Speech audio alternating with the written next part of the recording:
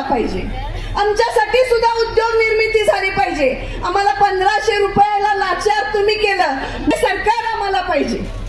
मग एका बाजूला भ्रष्टाचार करणारे लोक आहेत आणि एका बाजूला निष्ठा आहे। शरद पवार साहेबांनी नंदाताईंना अतिशय विचाराने या मतदारसंघाचा उमेदवार म्हणून आपल्या समोर पाठवलेला आहे। ताई मगाशी एक मी वाचलं, मी सुद्धा एका माजी आमदाराची लेख आहे। आपण आमदारांची मुलगी, आई आमदार, वडील आमदार म्हणून आमदार व्हायची इच्छा तुम्हाला झाली असे टीकात्मक लेख मी तुमच्यावर वाचला। आमचे वडील आमदार होते, आई साहेब आमदार होत्या म्हणून आम्हाला आमदार व्हायचं नाहीये।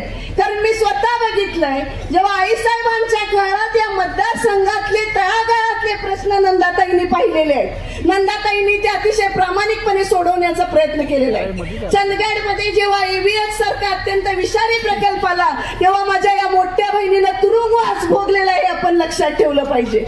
उत्संगीच्या प्रकल्पाच्या जमिनी ज्यांच्या गेल्या त्यांचं पुनर्वसन करण्यासाठी वेळोवेळी रस्त्यावर आंदोलन करणारी माझी बहीण आहे, आपण लक्षात ठेवलं पाहिजे।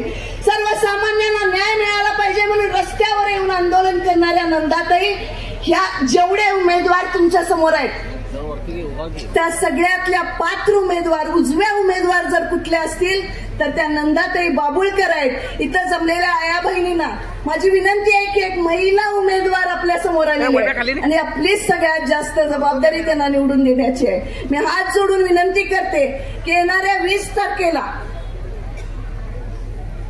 तुतारी वाजवणारा माणूस या चिन्हासमोरचं बटन दाबून महाविकास आघाडीचेच म्हणजे पर्यायाने शरदचंद्र पवार साहेबांचे हात आपण बळकट करूया, नंदाताईंना आपला आमदार म्हणून विधानसभेत पाठवूया विनंती करते आणि माझं मनोगत थांबवते। जय हिंद, जय महाराष्ट्र।